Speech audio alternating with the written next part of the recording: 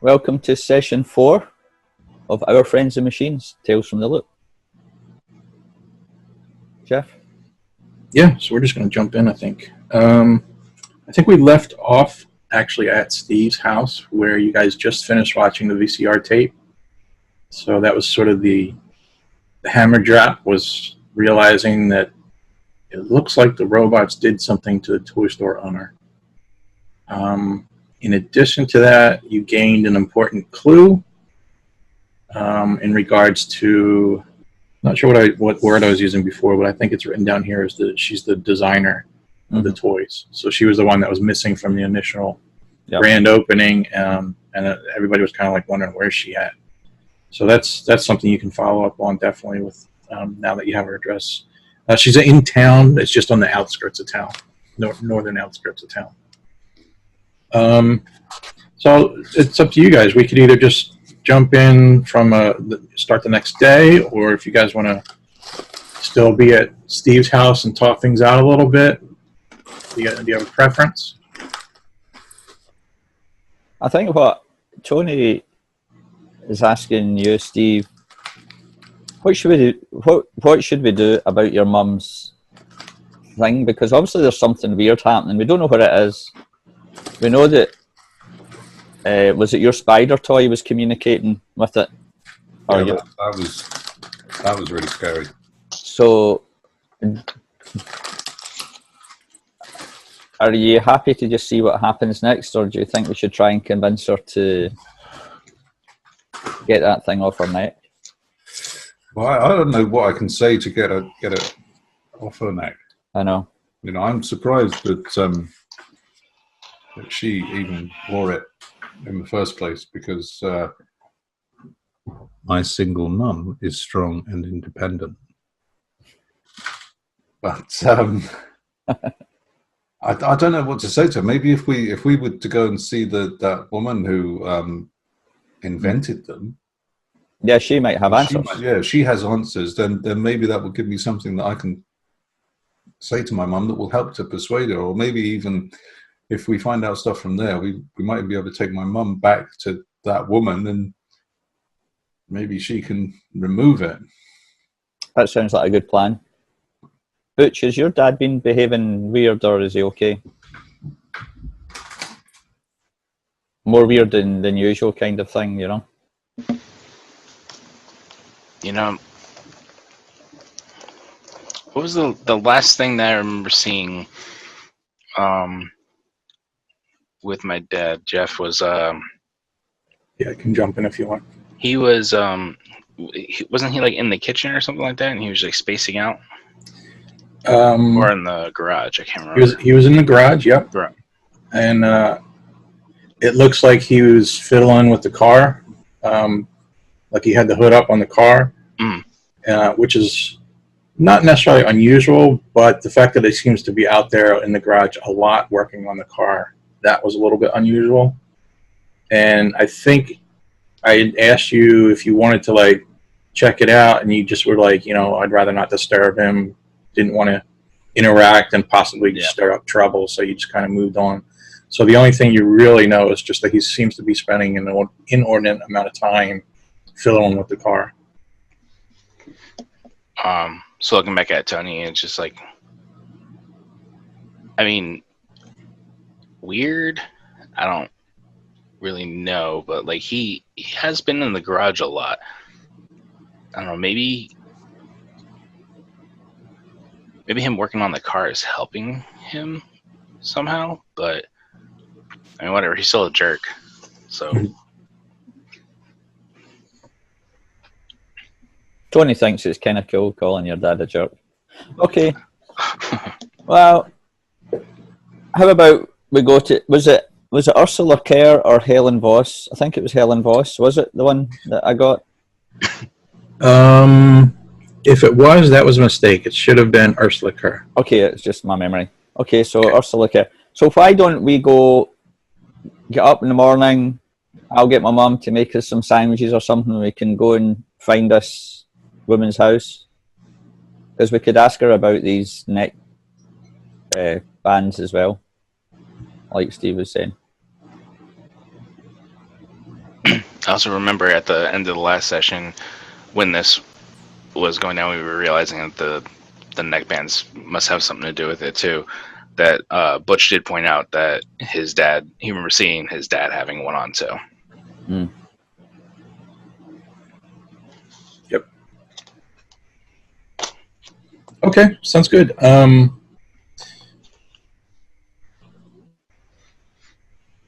only thing I'll say is that, you guys make your way home.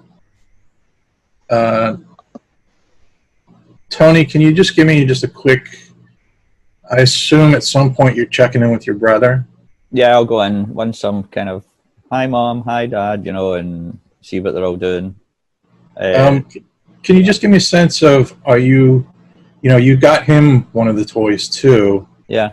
Are you filling him in on some of the weirdness, or are you kind of like maybe holding back as a precaution maybe? Yeah, I wouldn't want to upset him because, he's really loving that he got the police car, and the police car can go into when mine's converted into the big trailer. It can go into the trailer and kind of mess about them.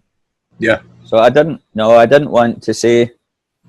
I do tend to download my kind of day to him when I'm home, but I'm kind of giving him all the action and stuff without. I might want to tell him a little bit about the going into the toy warehouse, but leave out just some of the details. You're gonna fill him in on your hijinks? I'm gonna say the door was open and we went in and there was a guy sleeping and the robot started moving on the shelves or something like that, and kind of just make it a bit of an adventure, Mm-hmm. So I hang out with him, and I don't know if I get a late dinner. I can't remember what the time is, but maybe we get something to eat, after a while. And sure. That's probably my evening, I would think. Okay. Okay, I just noticed your name there, Steve. It's a little Steve Murder Hobo. So, yeah. So it's, like the Westchester Murder Hobos.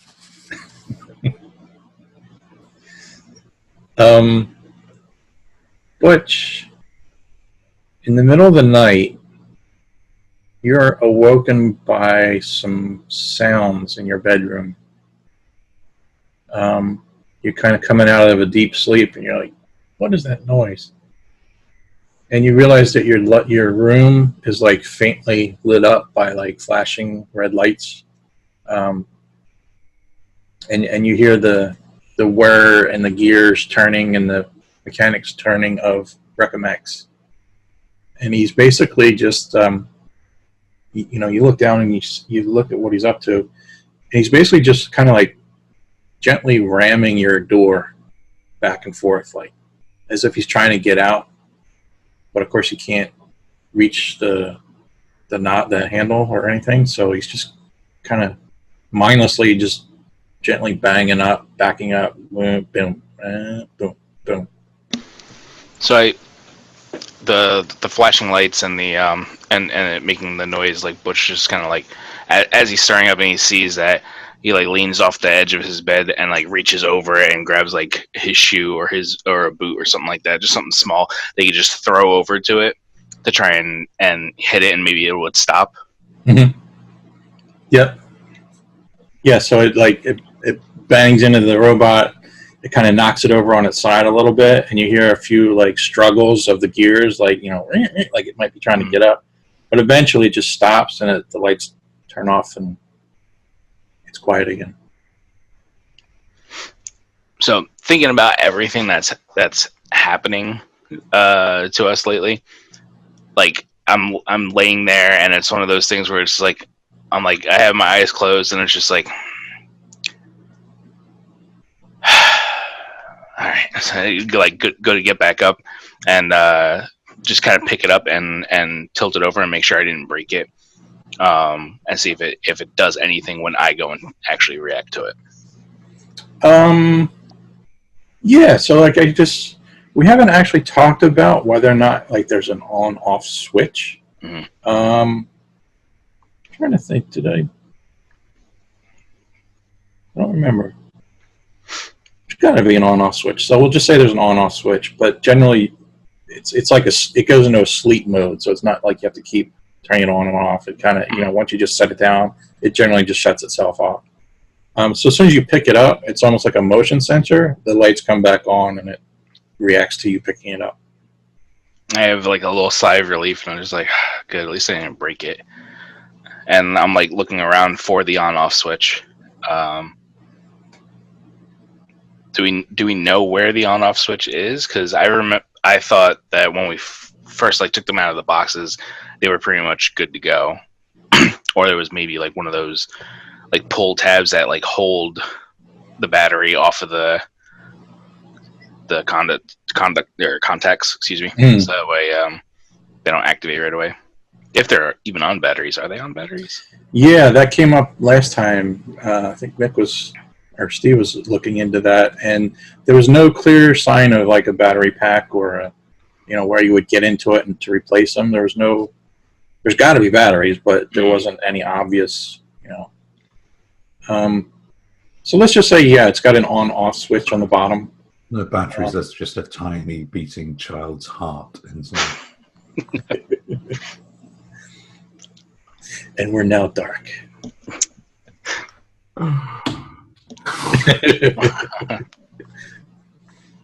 Yeah, so... Yeah, so I would look around for that switch and Sure. just kind of flip it to the off position, and then I just set it down like properly, like if it's in its crane form, like kind of sit down on its wheels, and start walking back over to my bed. Yep. And eventually you fall asleep. No further problems or issues. So we can start up the next morning. I probably should have followed it.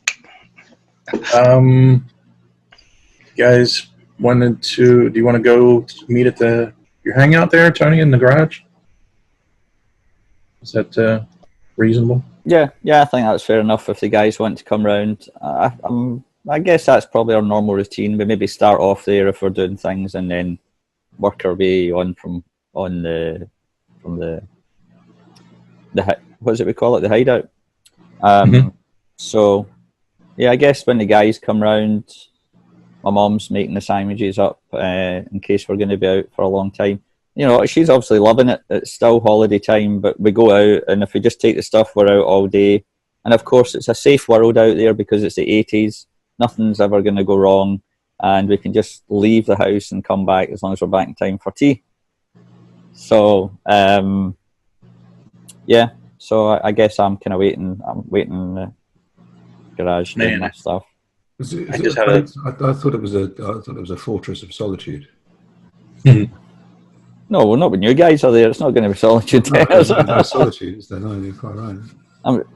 Tony's like, while he's in, he's messing about with the robot, and he's trying to do kind of like martial art moves with the robot, and he's talking to himself saying, I wish Steve would hurry up and show me some of these moves, I want to learn the secret moves, how to do a karate chop when the guy gets knocked out instantly.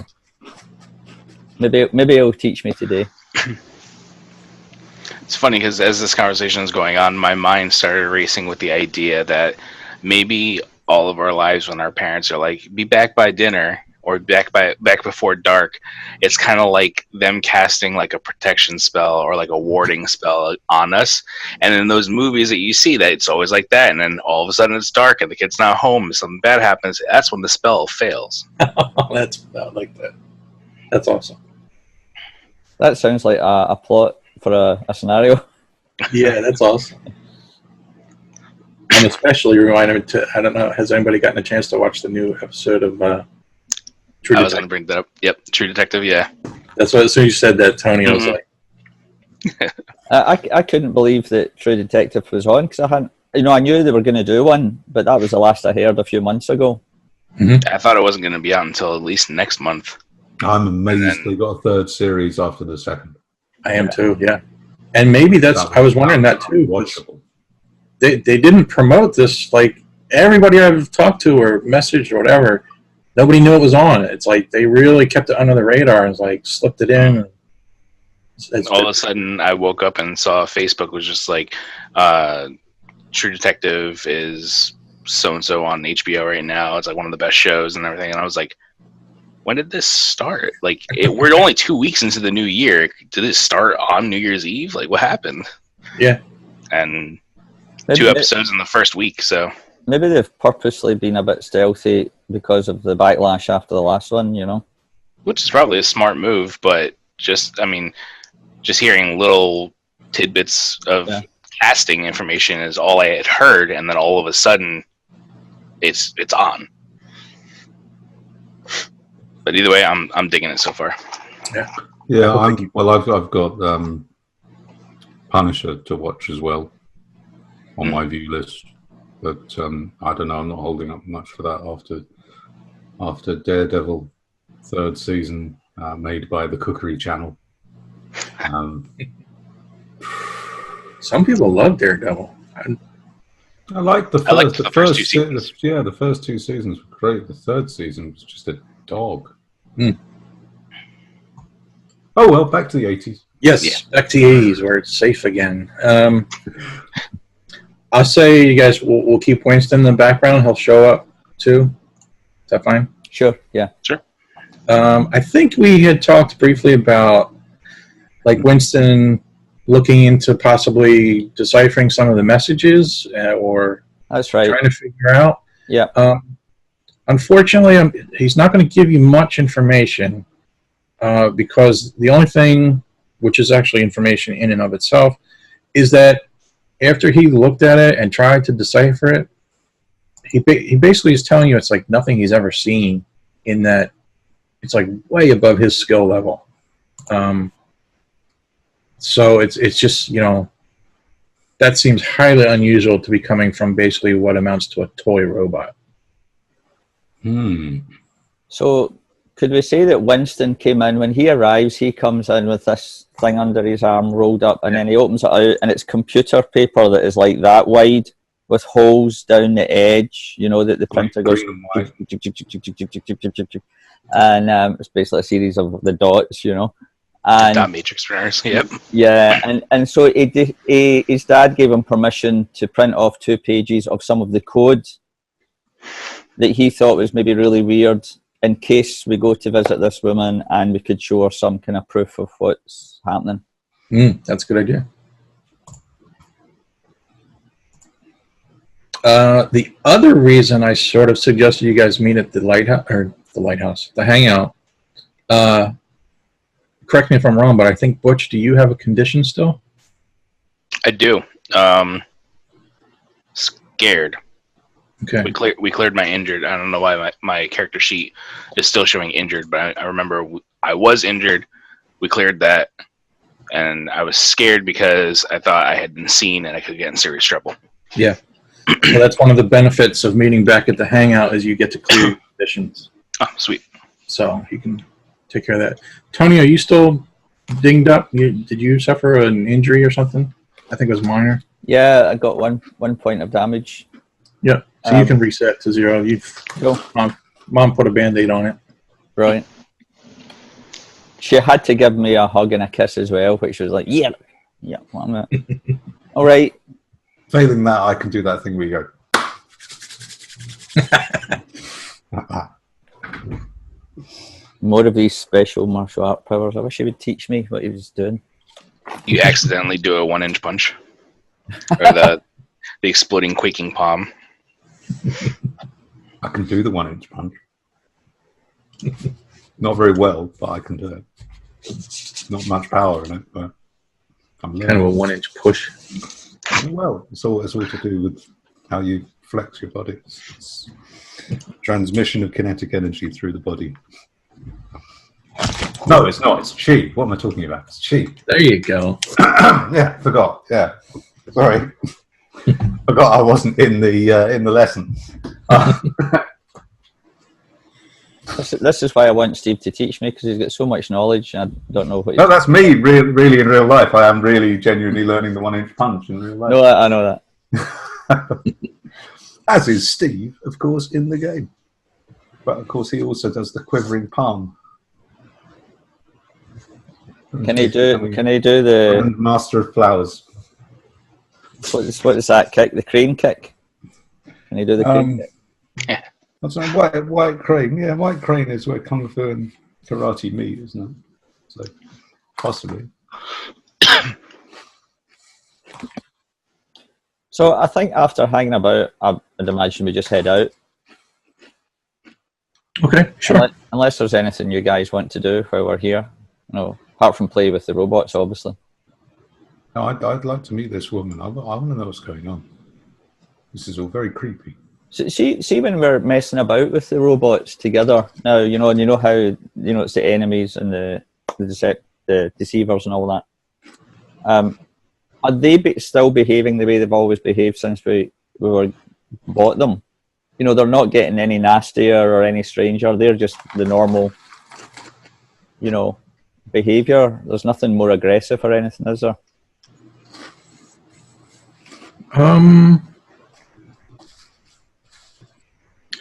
Yeah, you're right. There's nothing. Let me ask you this: do you remember I'm pretty sure you took with you. You remember the little white roller skate? Mm-hmm. I think you took that with you. Yeah. What are you doing with that? Are you? I put it on sometimes to see if it works. Okay. Yeah. I'm keeping that with the other one. Are you bringing that with Yeah. Optimus? Yeah. What I'll do is, like when I'm playing with my brother and he's got his car, we'll put his car in. So now when I'm away from him, I'll put the roller skate in the actual, if he's convoy version, Okay. Truck version. So I'll keep them together. So maybe rather than me giving you a wishy-washy answer, I'm going to turn it back on you. So do you want to test your theory again as to whether or not you want to put Optimus down and let Steve's Spider or Butch's I think before we go out, we just have a little session, because it's like every time they're together now, suddenly we've got the goodies and the baddies, and I've got the roller skate, which I think's a good convoy, isn't it? It's a good one, and then we've got the baddies, so they have a little face-off, before we go. Okay. And I do the whole routine, scan for enemies, and hear whatever it is he's saying, and attack or all that. Trying to get the best out of the voice command because I think it's really cool. I'm assuming Stephen Butch, you're okay with this, right? Actually, I was going to speak up about that. Yeah. Because I'm like kind of nudging over to Tony. I'm like, maybe if we're looking into these robots that are like attacking things and everything, maybe we don't try and prompt them to look for enemies. I mean, for scanning for targets, you think that I think we're setting them up to be more aggressive? I don't know. Just thinking out loud. Maybe, all right. So Tony goes behind. He waits until he gets behind the old kind of burst couch that's in the garage, and he's like, "But you're not a wuss, are you, Butch?" And kind of pokes a bit of fun at him. You make sure he's scan for Oreos. Yeah, we do all of that as well. I tried scan a girlfriend for Steve. Hold on, you're looking for Oreos after your mom just baked all those cookies? Aren't you sick of cookies right now? Need a high carb diet. I'm very active. So yeah, I don't need Oreos. I've just had 3 packets of Frazzles, or what the American 1980s equivalent would be. 3 packets of Bako bits. So.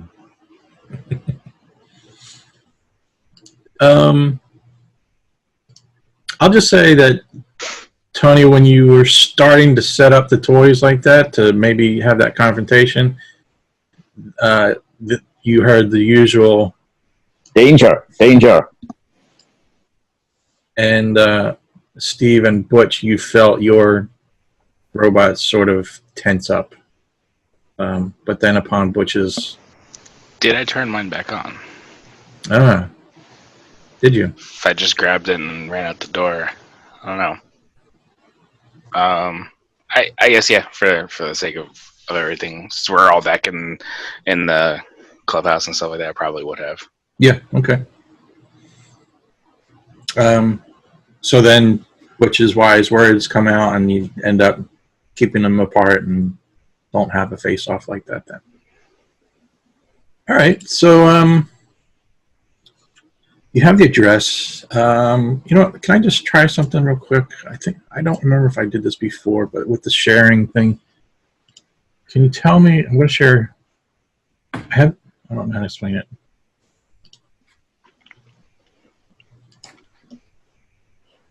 When I share that, how many pictures are you looking at? Evicus, Optimus, and Andrew and Beverly agents. Okay, you can see Andrew and Beverly. Okay. Yeah. I just have to make sure then I open these individually. Andrew looks like he's 14 years old. I know, they're kind of weird illustrations. All right, let me share this one. This is Boulder City. Detail.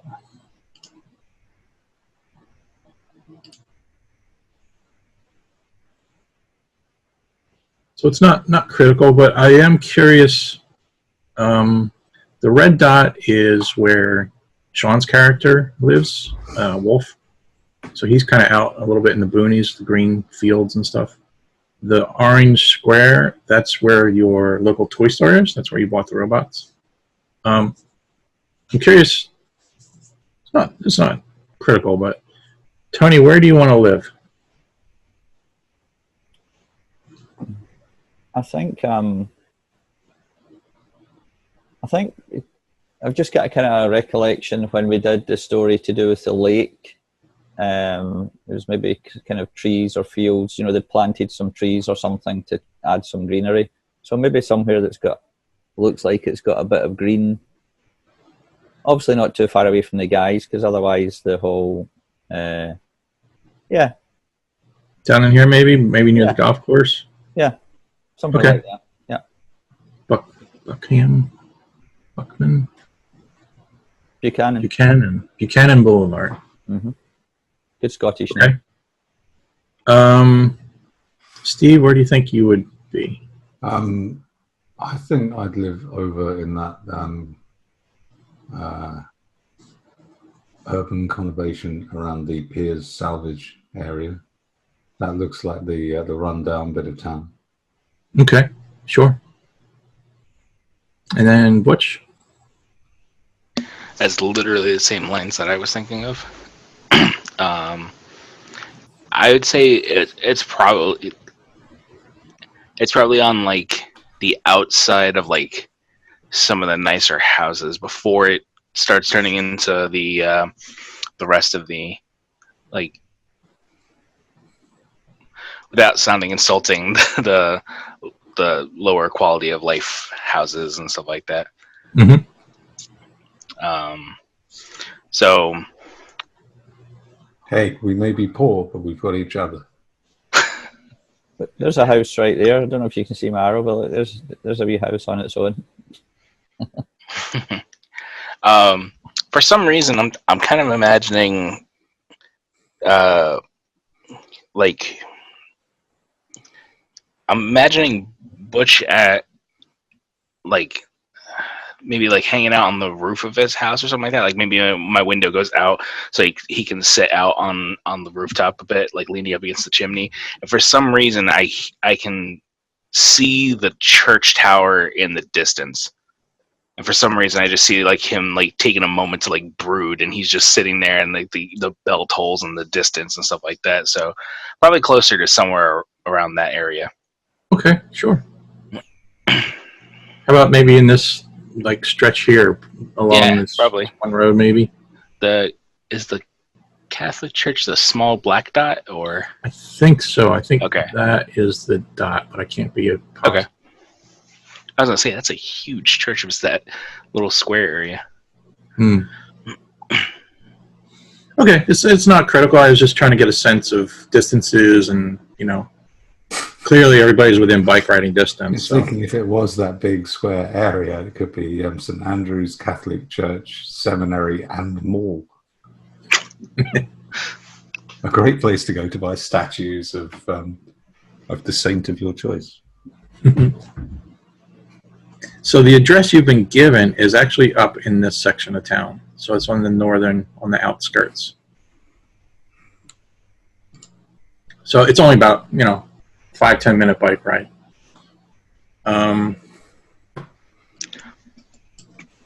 Anything you want to do in preparation? I think we've talked about it enough. So,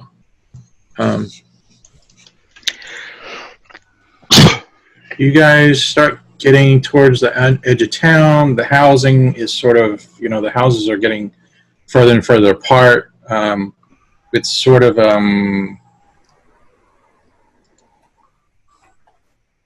what's the word I'm looking for? It's not a tight housing suburbia. It's starting to spread out now. You're getting trees and empty fields, high grasses, things like that. Less people, less cars, and eventually you see her house in the distance, which, as you approach, it looks like this.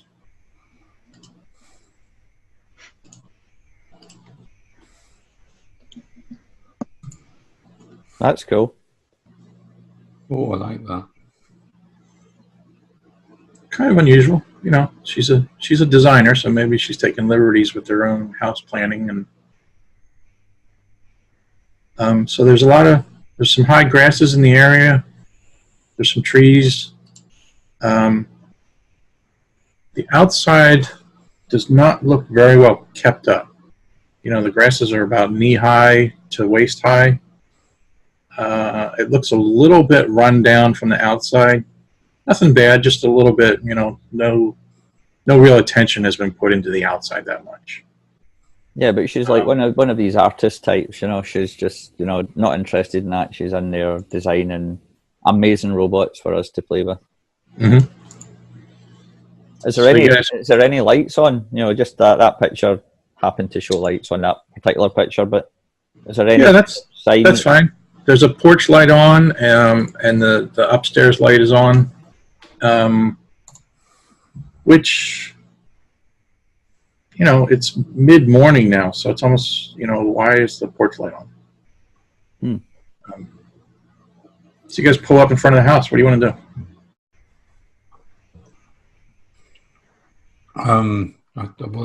I suppose one of us should knock on the door.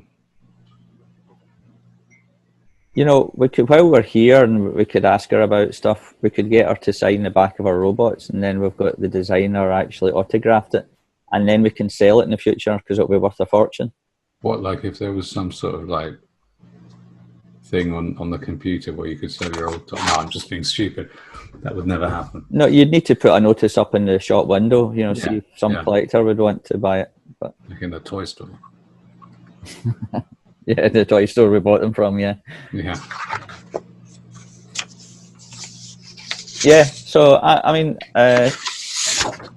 Tony's happy to go up and to the door and chat and lead the way if the guys want to come up. And he's going to hold the robot under his arm, so, as soon as she opens the door, she'll see it, and then I'll get all flustered because I've just met the person that designed it.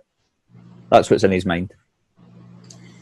It didn't necessarily show up in the image that I showed you, but there's like a small chain link fence going around the property, and it looks like it goes back a ways. The backyard goes back pretty far, so there's a gate you're gonna have to open, and as soon as you open that gate, it creaks, and Optimus. Danger!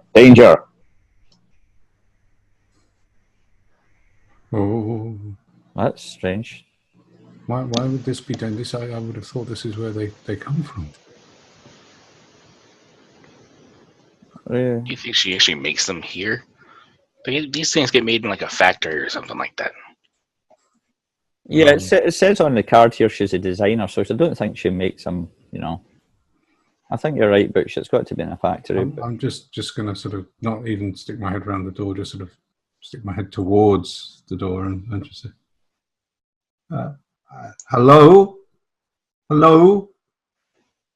Just to be clear, are you talking about the door to the house or the gate, the fence?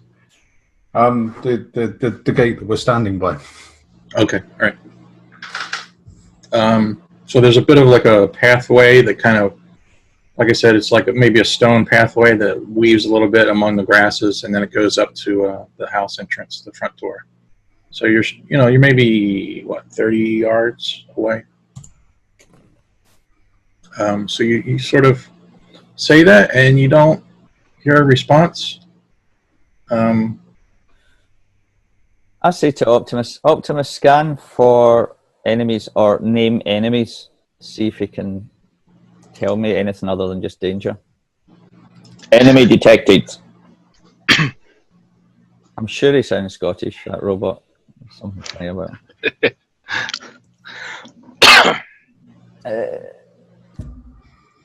I think I'm scanning about, looking in the, because you're saying there's tall grass and things. Is there any robot? Any? I'm assuming it's got to be a robot because that's what he does when he sees Steve and Butch's robots.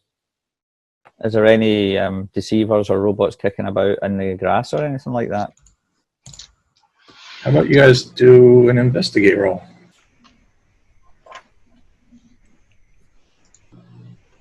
What do you see? Nothing. That's...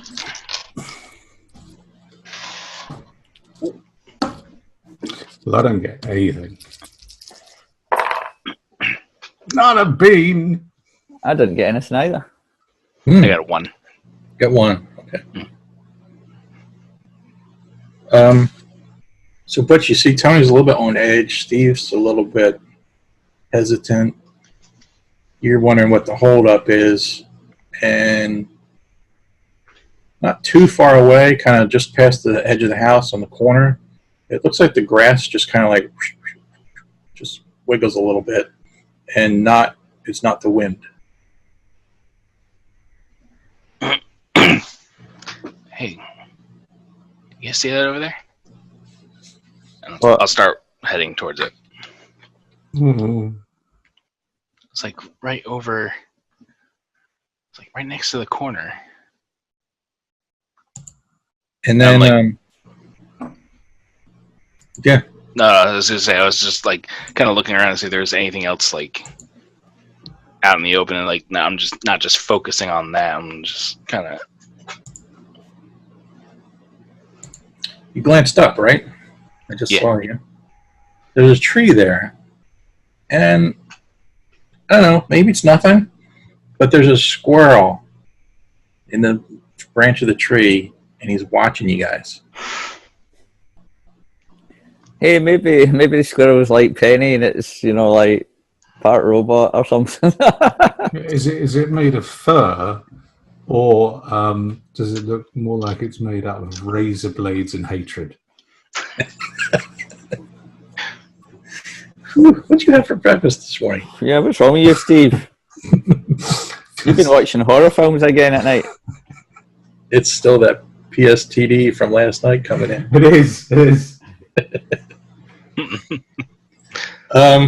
It looks like a small, very fuzzy little squirrel. Oh, it might even have like 2 little hearts for eyes. It's just Tufty the squirrel. He's just come to teach us about road safety. That's all. Yeah, that's a British reference. I'll have you know, I was in the Tufty Club. Oh, I was as well. Yeah. So do we all? Do we all see the squirrel? Sure. Yeah. Yeah. Tony loves wee cute things like that. So he kind of forgets the grass moving, and he kind of goes up the path and heads up to the tree. Okay. Butch, are you going in or? As I see a squirrel, it doesn't. My curiosity is still piqued by the movement on the grass. Yep. And Steve, you going in or are you staying at the gate? Oh, I'm going in. Okay. You guys walk in, And now there's no roll needed because you start seeing the grass moving at several other points in the yard. Wow. Which you're a little bit closer now, and you have specifically where you were looking, so you were like directly looking at it, and you see some red lights kind of in the grass are blinking on and off. Could it be electric gophers? I think. I mean, I'm assuming we're all seeing this now because there's so much more movement. Maybe it just has like pet robots or something. Tony runs up to the front door and knocks on the front door because this is making him nervous. There's obviously a lot of toys on the loose. Yeah, I think Butch sees the red lights, and his first reaction is like kind of a little over the top. He like grabs Recomex and he takes it and he like flicks it out with his by the crane arm. So that way, it kind of like starts the folding process, and then I like slap it down on my wrist, and I'm like holding it there like it's a power gauntlet. So that's ready, and I'm just like, yeah, go power Recomax. Steve, what are you doing? Well, I'm just sort of following the others, but I'm kind of moving backwards because I'm sort of keeping an eye on what these lights are. Okay. But at the same time, just moving backwards and thinking, I don't know. I'm not entirely sure what's going on. Yeah. Butch, out of the grass then, it's getting closer towards you. It's getting, it's moving up. And the grass is kind of part, and you see basically what looks like a tank rolling through the grasses, coming toward you. like the size of an RC car. Yeah. Okay. Yeah. Do you remember the one episode where the tank was going down the street? Mm. The tank in the helicopter? Okay. It looks like that. Okay. Well, seeing it come out of the bushes, I'm like, hey guys, I think there's another toy out here. At this point, Winston, because he's with me, we'll say Winston's with me, he's getting a bit nervous and he's knocking the door louder, and we start shouting, Mrs. Kerr, are you in? Let's see. You hear a voice from inside say, come back later. Well, we're going to like, help, Mrs. Kerr, there's something happening in the garden. Butch, the tank suddenly fires something at you. Ooh. Ah! Some sort of projectile comes shooting out. Trying to think, there's no like dodge, is there, right? Well, there's body. You could do a body move. Yeah. Yeah, move. Yeah, I could do that. Or it's up to you. You were kind of prepared for it, so maybe if you want to fire back, it's up to you. What do you want to do? I don't think I'm ready to start a fight with. You know what? No, that's not Butch. But Butch would absolutely try and fire first. Like, so if he sees it coming towards him, and I think maybe before, like maybe the shot is just what will cause me to react to it. So Okay. I'm not gonna like try and move before the thing shoots or anything like that, but it'll probably definitely catch me off guard. All right. So what happens is this small metallic, maybe like half-inch BB. It's kind of a large projectile, but it's metal, and it nails you like right about here, and it hurts. So you're gonna take 1 point damage. Okay. Now, give me a sense of the range on your Recomax, because this thing fired at you from about maybe 10 feet away. So I'm picturing, I don't know what you're picturing as the range on your projectile. Do you want to get closer and take a shot, or? This is made in I don't know what, like foreign usual measurements are, like typical measurements. Like for us here, like extension cords and stuff like that are like, 4 foot, 6 foot, 10 foot, so I'm imagining the cord is probably measured the same way if it's made here in the States.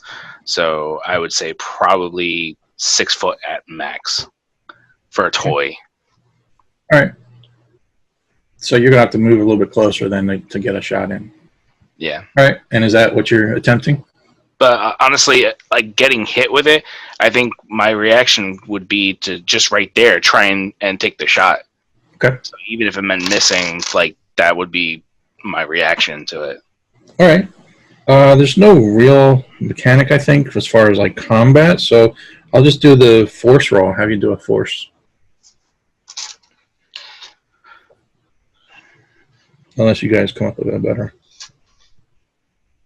Well, it's another body, so he's going to add body to force if he's got force, anything on force. Right, yep. Not a 1. Oh, yeah, so you fire it out. Dice, I got nothing. You kind of misjudge the distance, so it like, ping, it stops short just a little bit too. Immediately sinks into hits the ground because the cord just stops it in its place. Mm-hmm. And it starts to do the retraction. Crap.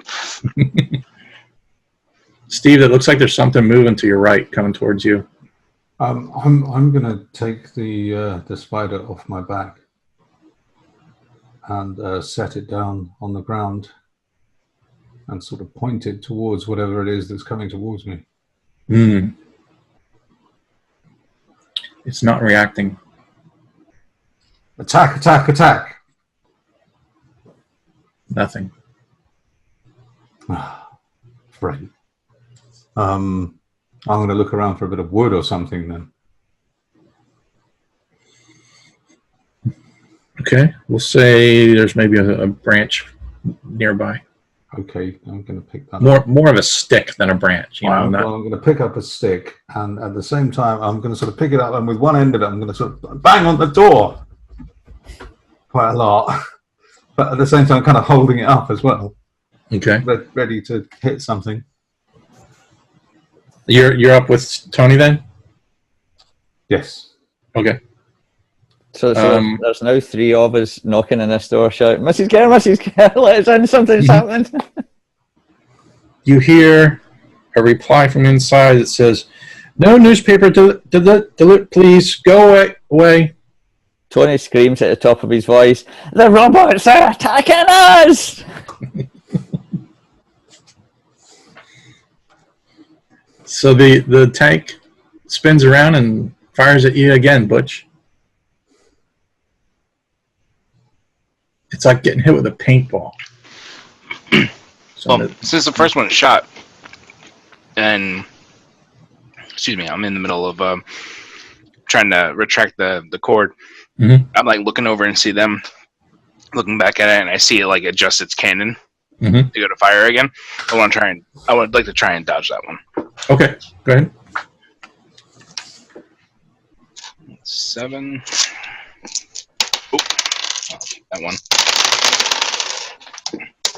I got 3. Oh, nice. And 1 dropped. I don't know where it went. That was your force move? That would was be, move. That was just move. Yeah. You should describe your crazy maneuver, because it sounds like that was like, something outstanding. Like MacGyver or something, I don't have the do I not have it? I don't have the rules. PDF sent this. Yep, the extras, it'll give you could give 1 success to another kid. You can impress someone, or you can decide that no one notices you.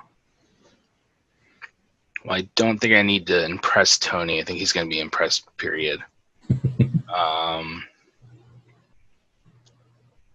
How about you do some crazy roll and you get right next to the thing so you can whack it one? That third option would basically let me do that? something like that. I forgot what missed what the third one said. Yeah, that's fine.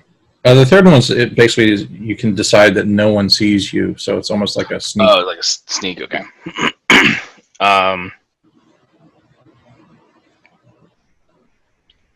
Giving the success would be to somebody else, right? Not like to myself.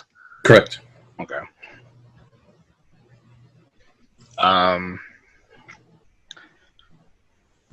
Yeah, I see it playing in my head.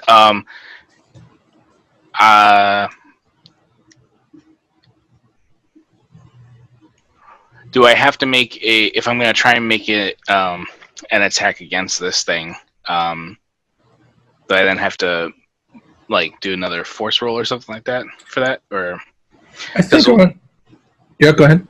What I'm imagining is Butch is seeing the cannon in the lining, so he takes like a dodge roll like forward towards it, and since it's not done retracting, he swings his arm and the cannonball follows through and down onto the tank. Nice. Yeah. So yeah, I'm going to ask you to do a force roll. I'm just curious what sort of successes you get, and I'll kind of treat that as almost like a damage. No successes. No. No. All right. Well, clearly you hit it, and there is. I'll just say there is some noticeable damage. You know, you knock this thing off its base. Okay. And it's sort of like up on one tread now. So it's like struggling. You know, like when you flip a turtle over, it's trying to right itself back up. Steve, the one that was off to your right that seems to be coming towards you, comes out in like robot form. So it's kind of like a biped at this point, and it looks like it's pointing some sort of a weapon at you, and it shoots at you. Time to use your martial arts. Yeah, I'm going to just try and sort of sidestep in a martial arts style. Nice. Like Chun, Master of Shinanju, does. Yeah, so go ahead and whatever body move. Body moving. So that'll be 2, and then I get 5 dice. Oh no, I get 7 dice. Sorry.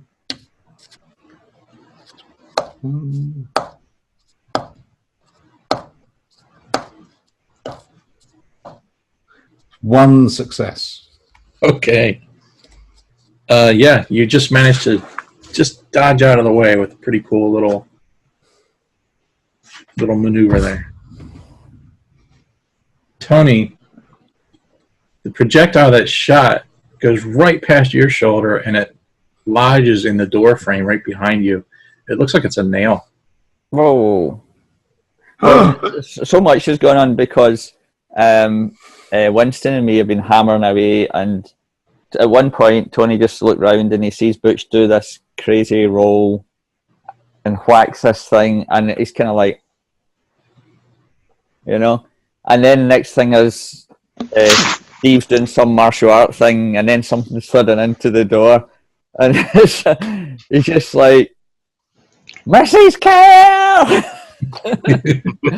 They're shooting at us! You know, and he's just like screaming like a baby. I mean, they're really him and Winston are really thumping on that door. You know, she would need to be completely deaf not to hear it. You hear a voice from inside, and it says, I'm on the toilet. Go. What?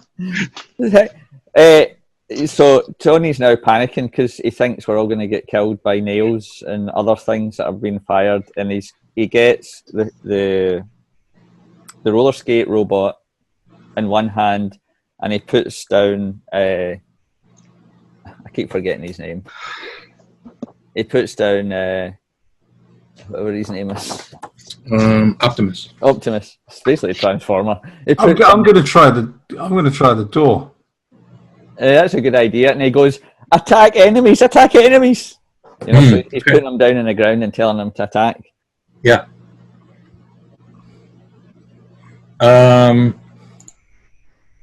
He's in robot form? I'm guessing he would have been in... Yeah, I think I would have... Well, I don't know. Yeah, I think he would have had him in robot form because he had him in his arm and he wanted to show the women so that it would be kind of like, almost like, you know, you've made this. Yeah. Yep. So you set him down and he starts walking towards the nail gun thing that just shot at you.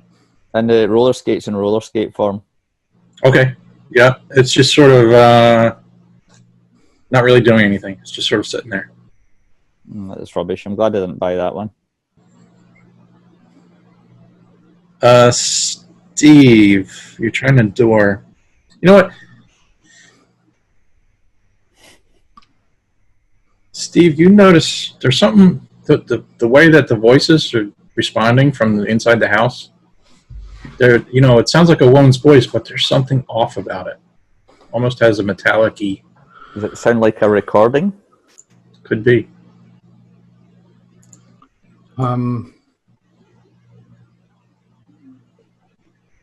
How solid is the door? Yeah, it's a front door. Can I try shoulder barging it? Sure. I guess that would be force, wouldn't it? Mm-hmm. Mm-hmm. Okay, right. I summon up all my chi. How do you do that? Do you do a special move? I stand there and I go, and I look really effete, like the guy in Iron Fist. And then I go like that And push against it. Come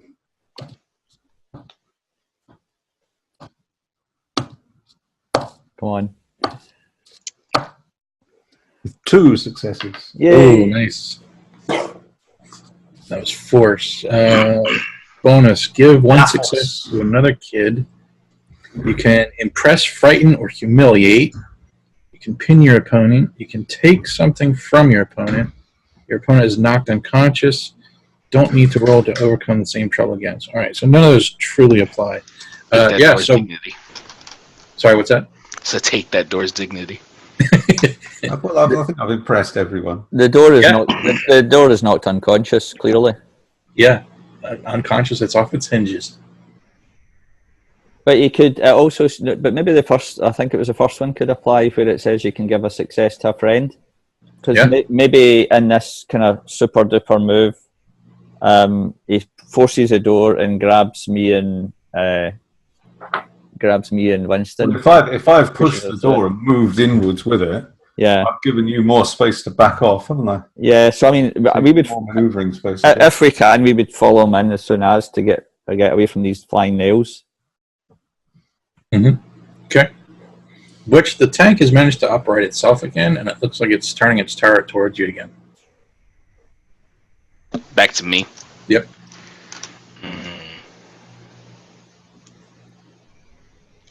I think Tony screams, "Run, Butch! Quick, in here!" I turn my head real quick and I see like Tony like sticking his head out, like shouting to me, and the front door is open, and I turn back to the tank real quick, and I start booking it to the door. Okay. What about your robot, Tony? Are you abandoning Optimus? Oh crap! Yeah.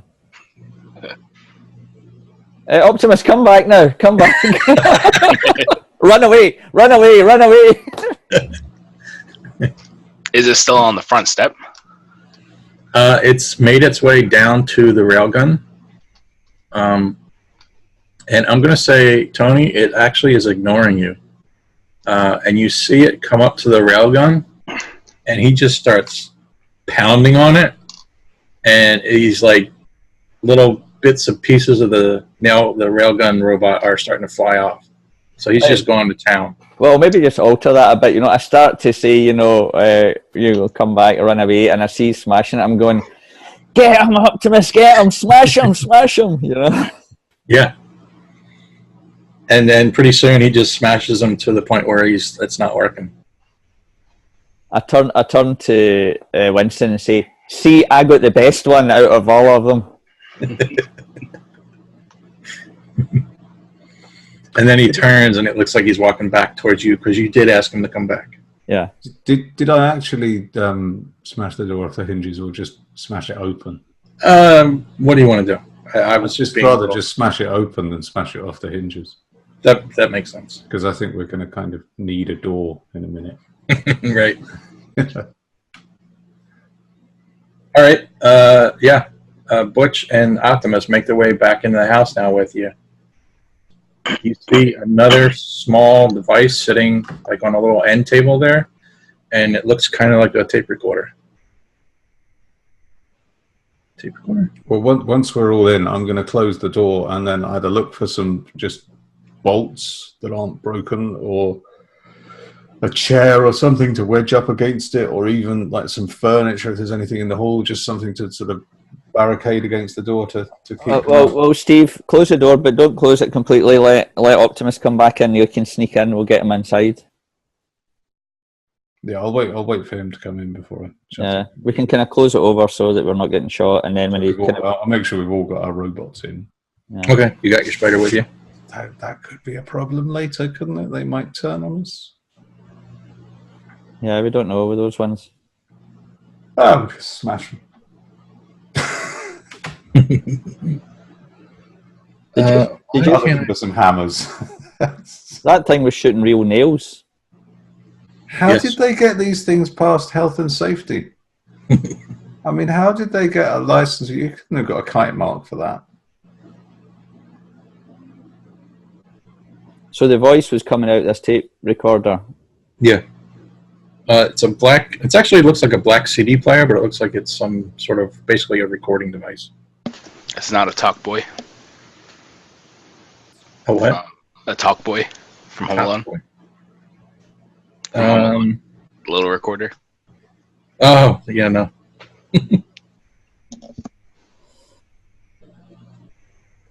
So I think once we're safe for the time being, and Steve's locking the door up, I'm gonna start kind of looking into the next room, shouting the lady's name out, see if she's around. Okay. There's no response. Does the place look lived in? You know, as we're going in from maybe moving in from the kitchen, is there anything lying out, or is it just kind of sparse and not much there? At your door, or at your feet, I mean, just inside the door, looks like the mail slot. It looks like a lot of bills and mail and stuff is piled up.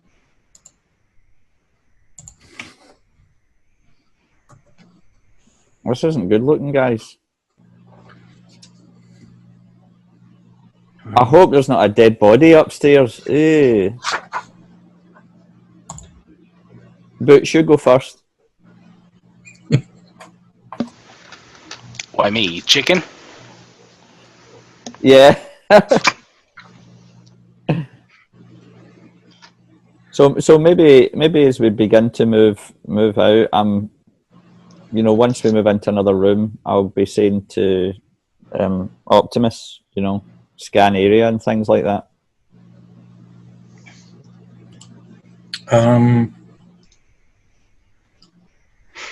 Steve, you catch it first. There's a strong odor that kind of hits you in the face. Smells a little bit like ammonia.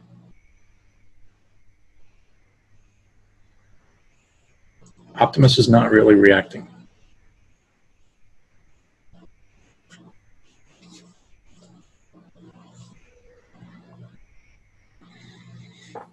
You're in a hallway. Right in front of you is the stairs leading up. To your left is a kitchen. To the right is a bathroom, and there's a door, and then there's another door down the hallway that looks like it opens up into another room.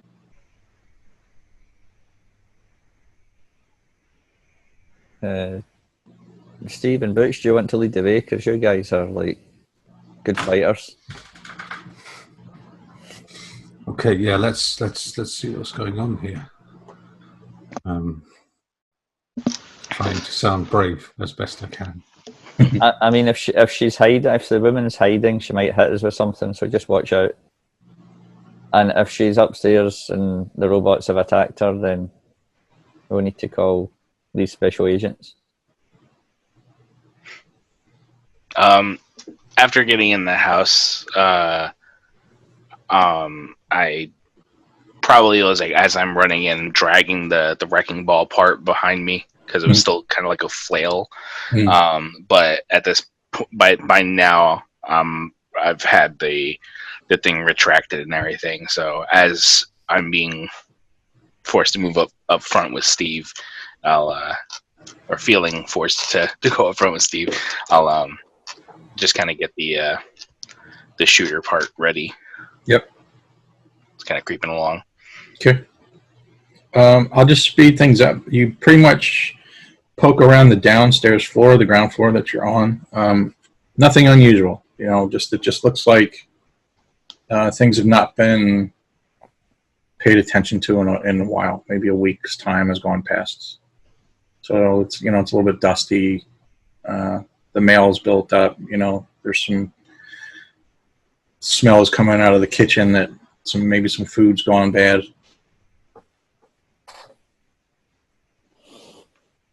Do I notice a phone somewhere, and just in case we need to phone for help? Sure. Yep. I'll say there's one in the kitchen. So let's just go and check through the rooms and then go upstairs if there's nobody around. Okay. You manage to make your way up to the second floor, and again, there's no real, everything just looks and seems quiet. You go up the stairs. There's a bedroom, master bedroom. There's a bathroom just inside of the master bedroom. And then there's a second smaller bedroom that looks like she's mostly used it for like storage. There's like boxes of junk and mechanical doodads. And at the moment, Tony's imagining that this is a game of D&D because it's his favourite game. And he's a wizard, and he's not allowed to wear armour, and he's only allowed a little dagger, and that's why he's at the back of the party. And he's got the warriors up the front doing their thing. But really, he's giving the orders because he's the guy with all the wisdom and that, from the back row. Hey guys, if she's not in, maybe she's left some designs or information about the robots in one of the rooms, or if she's got an office. So just to be clear then, so I don't know, when I showed you the picture of the house, it was like there's like the main ground floor, and then it went up to the smaller bedroom, and then there was that second overhanging part. Yeah. So there's actually a third floor above you. Okay. Well, I guess that's where our office will be. So that's what Tony's, spouting off in his great wisdom. Okay. All the information must be in the office, guys. Let's go. So the second floor is primarily just the bedroom. Correct. It did look like it thinned out. Okay. Do we see that like a ladder or hatch or something like that to get up to or is that another staircase? Yep, just another set of stairs that goes up. Okay. Tony says, watch out for traps. Traps? What? Like in D&D, you open the door and there's a wire and something falls on your head, Oh, right now I'm moving really slowly. I'm literally just, I'm conducting a forensic examination of everything as I'm moving. Tony, I'm worried that a battle axe is going to fall on me or something. Didn't you tell me when you were trying to get me to play this game that if I were just playing what do you call it? I don't know, barbarian, right? I think that's what you called it. Yeah. You told me I didn't have to worry about any of that stuff. You told me, just go, right? Yeah, that's it. You go first. And he starts running up the stairs. Yeah. Barbarians, and Tony's shouting as he's going, barbarians have more hit points and better armor. And he's like, Butch isn't quite listening to that. He's just like, he got the mindset of just go. And as he's going up the stairs, he's like making like it noticeable that he's going up there. So he's just like stomping on the steps as he goes up.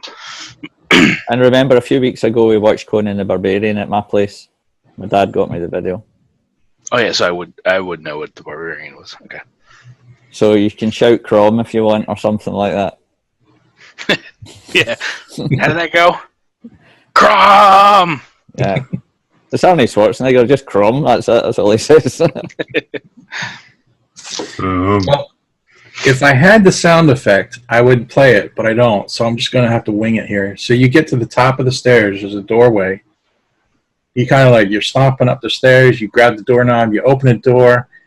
And it's like the old typical jump scare. A cat comes jumping down at your feet, meows, lets out a growl, and scares the bejesus out of you, and then takes off down the steps, running past Steve and Tony. I do. Butch does scream. And so does Tony and Winston. They both like do an echo. Apart from theirs is slightly higher pitch, I think, than Butch. And Tony shouts, "See, I told you it was a cat ghost." Butch looks at everybody. He's like, if they look at him, because like he's self-conscious about this now because they caught him like screaming because he was scared of something, and he's like, "I wasn't scared. I just hate cats." Steve, do you want to roll for kind of reactions, and if you want to boot the cat, out the window or something? I don't know. I'm more inclined to just dodge at the moment. Fair enough. Because I'm expecting something to fall on me after you said there were traps. I'm worried that the floorboards there might be sort of pungy pits underneath. You do a dodge with some kind of martial art flourish, and I'm like, whoa, cool. What's so good about karate chopping a cat out of the air? All right, if I were to be cruel... He does a 1-inch punch. Punch on the cat. I'll give you the option. If you think it fits in the storyline, I'm going to give yourself a scared condition. Done. If you think it's just a cat, no big deal, then I'm fine with not. Yeah, okay.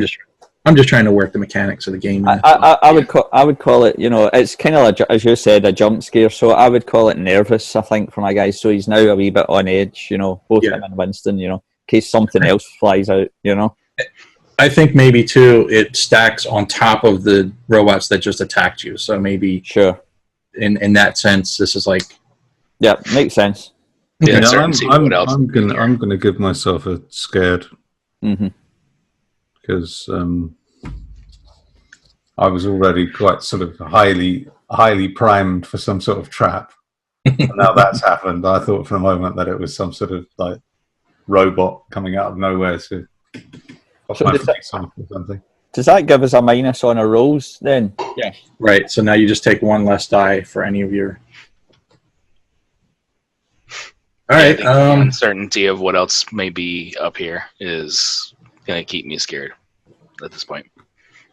So Butch, I'm going to hold off describing what you're looking at because I want to see what Tony and Steve are doing first. Are you going to join Butch at the top of the steps, or are you going to wait for him to react? Give you the all clear. I think I'm more likely to wait. I might go up 2 or 3 steps, but I'm not going up. Is it a ladder or is it an actual stairway? It's just stairs. Yep. Yeah, I'll maybe just go up a couple of steps and wait. Because he's a barbarian. I'm not. I've got no armor on. Steve. Well, I'm sort of pushing forward, more because I don't want the others to hear how hard my heart's beating now than anything else. But also, there's like after the shock of the cat, I think there's a certain sense of relief that I'm just thinking, like there'd be any traps. It's just a cat, right? So I'm kind of a little bit more relaxed, but sort of still quite apprehensive and scared, and I'm in someone else's house as well. Yeah, you guys broke in. It's going to be really stressful. So right. I'm going to carry on up the stairs. You're moving forward to see what's up there. Yeah. You get to the top of the steps. So, Tony, you don't know this, but we'll just no big deal. Butch and Steve, the door opens. There's just another smell This one's a little bit less pleasant as far as it smells, maybe like BO odor, possibly worse. And what you see in front of you is she's sitting at what basically is like a drafting table. She's sitting in her chair. She's working. She's, her arms are moving and she's drawing, maybe putting things together. She's got gears and robots and tools and screwdrivers and little microcomputers sitting on the desk and everything. But the thing is that she's attached to the chair by a series of wires, and they seem to be going up along her back, and they seem to be going into the back of her neck.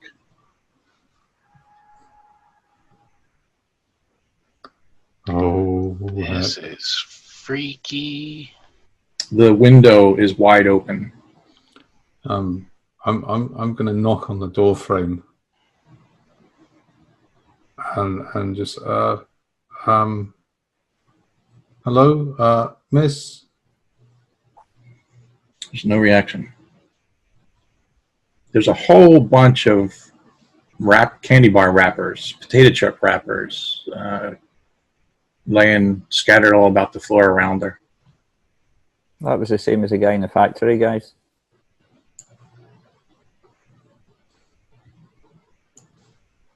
What's going on? Yeah.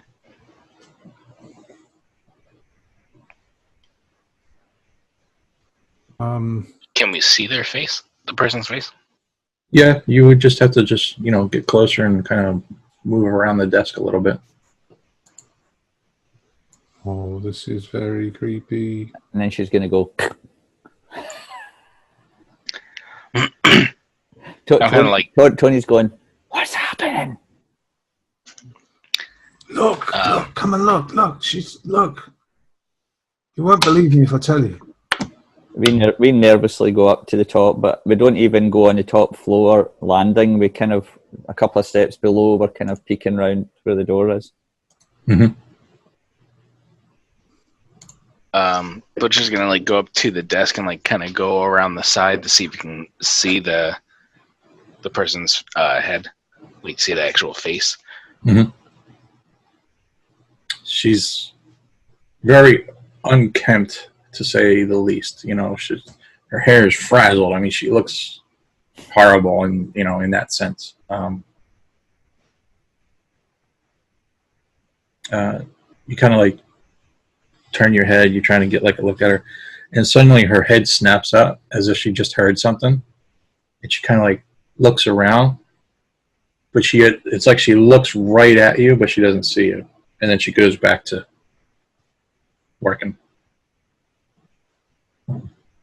In amongst the wires and things, has she got one of those collars on her? No collar. Oh. Can I see where the cables and everything like that are hooked? You said they're hooked to her back, going up along her back. Mm-hmm. Can I see where they're leading to? Like, is there other computer equipment surrounding it? Yeah, that's a good question. There's a series of. It looks like there's a computer. It looks like there's a series of other toy robots that have been, what's the word, cannibalized. Arms are pulled off of one, stuck on another. Pieces are interchanging.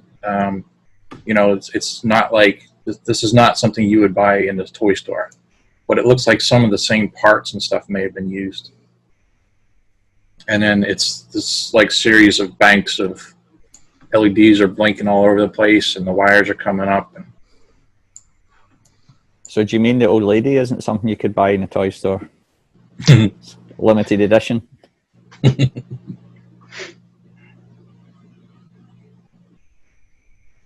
I think maybe Winston's beginning to take an interest because of the tech side of it, and he's going to creep in behind the guys, but Tony thinks he should maybe phone these special agents.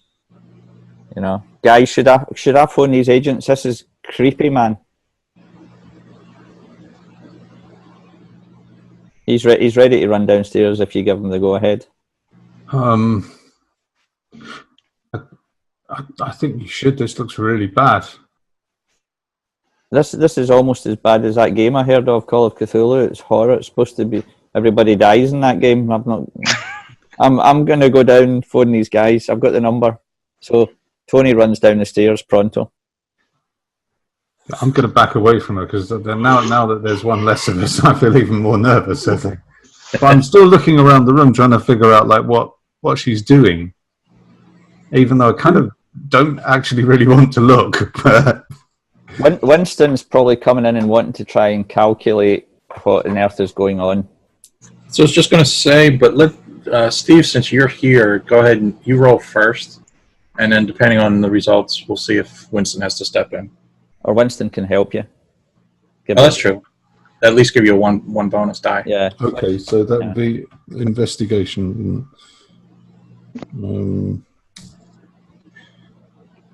Right, with the condition, I've got 2 dice. But with Winston's help, that'll negate the condition. Right, so I've got 3. Yes, of course. Come on, you can do it. Oh, I've got 1 success. See, okay. Winston said, "No, do that. Do this." Stick that there. Are you sure? It looks dangerous.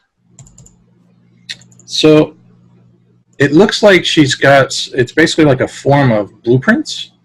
And as you're starting to like look at the drawings, and you're recognizing some common parts from some things you've seen on your toys already, it becomes clear to you that this would be like the next generation of the next new line of toys that are coming out. But there's a certain element of there's a nastiness built into these new line of toys. You know, like we were talking about the projectile and the nail gun.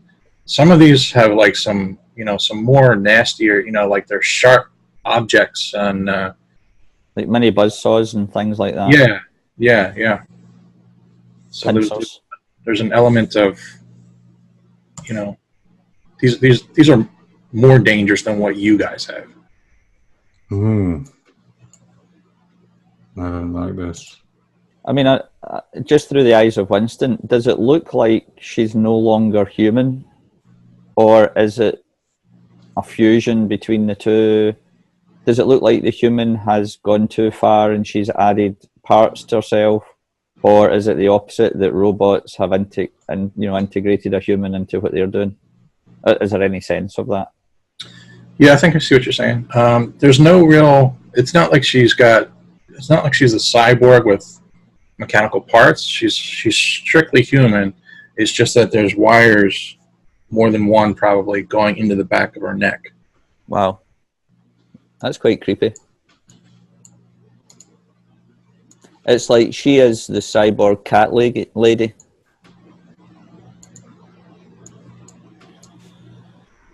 So while the guys are examining it, Tony's obviously going to rush to the phone and be really kind of nervously phone them, and they would, if he gets them on the phone at the number, he would be kind of jittering and just he's quite scared because it was quite horrible. But he gives them the address in the end.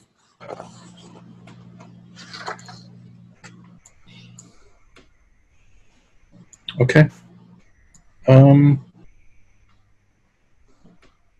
So it's a little bit early. Well, actually, it's kind of on time, although we did get a little bit later start. But I think I would like to end it there because I'm not sure if that's going to break anything, game-wise. So let's say that that's what you're about to do. Sure. And I'll read ahead and see if that's feasible. Sure. And then next time we can pick it up from there. Yeah, that's absolutely fine. I mean, if you want to do more in the room, but just that's my plan. If there's anything else you want to do in the house. Yeah, let me just look around. So saying that, then Butch and Steve, anything particular you want to further investigate? I think I'm just standing there, sort of open-mouthed at the moment, looking at this terrifying circumstance with this woman who's horribly taken over by machinery. Yeah. Yeah. Like some sort of horrible science fiction film that I'm not really old enough to watch. Yeah, I'm not looking. I'm checking.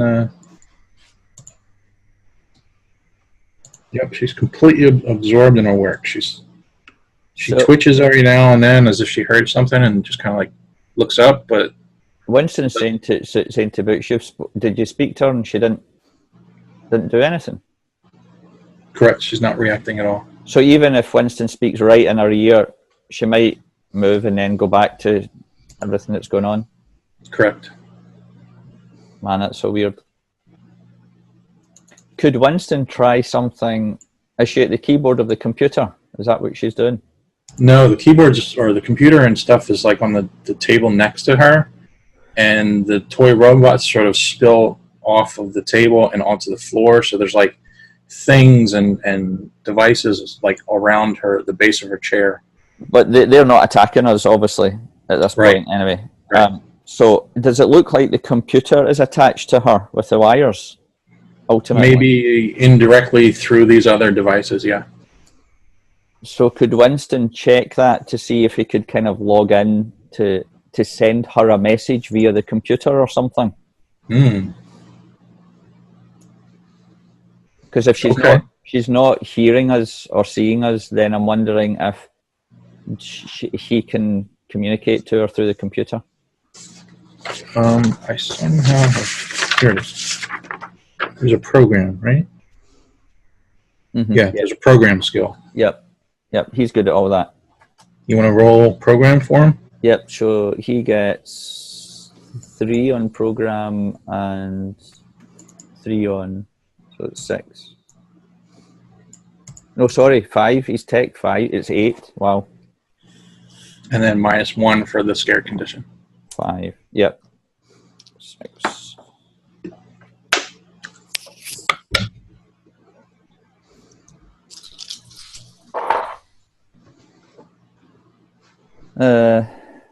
I got about 5 4s and 3 3s. Nothing. Didn't get any. Oh, wow. Okay. Yeah. He's really frustrated because this is his mojo, you know. So he's still trying to work it out, how to use it, how to connect or whatever. Yep. Could he use a luck? Well, okay, yeah, we can get into, you can do a luck and re-roll. You can push it and re-roll where you're taking condition. Or you can do your, is it pride? I think it's pride.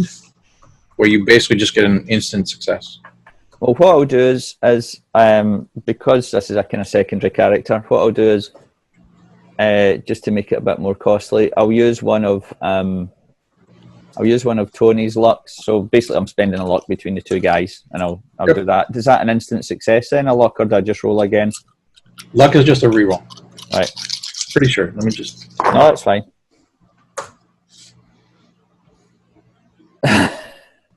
Ones and 2s. Wow. 7 1s and 2s. How about that? Wow.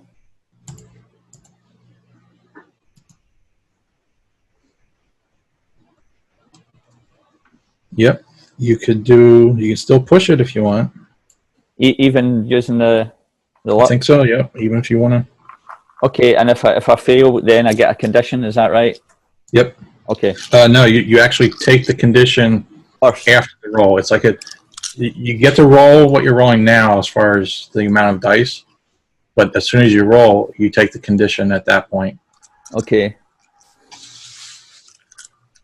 Okay, yeah, I'm going to go for it. I've got to do something, man. Oh, this is serious. That's many dice, is that? 3 7s, 21 dice and no pass. Wow. Oh. 1 2 1 2 2 2 2 1 4. Are you rolling on Mick's cursed book again? I don't know what I'm rolling on. I'm rolling. This is just technology that is just not making sense to Winston. It's just, he's frustrated at this point. So I'll call him upset. Is that okay?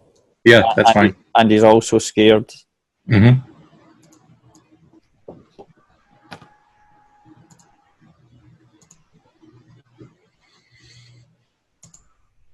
should we call it there? Butch, did you want to add anything?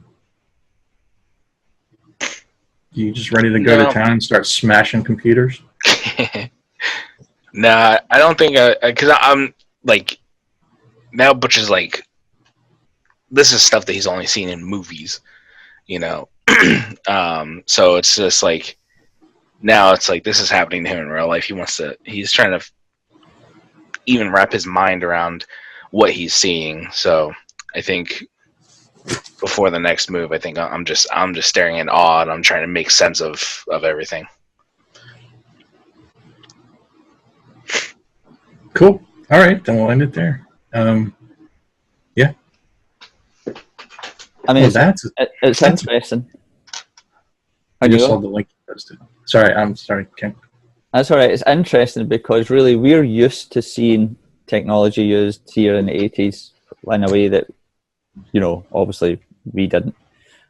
But the idea of it being a human integrated thing is just another place, you know. It's like movies. It's like horror film stroke sci-fi, you know.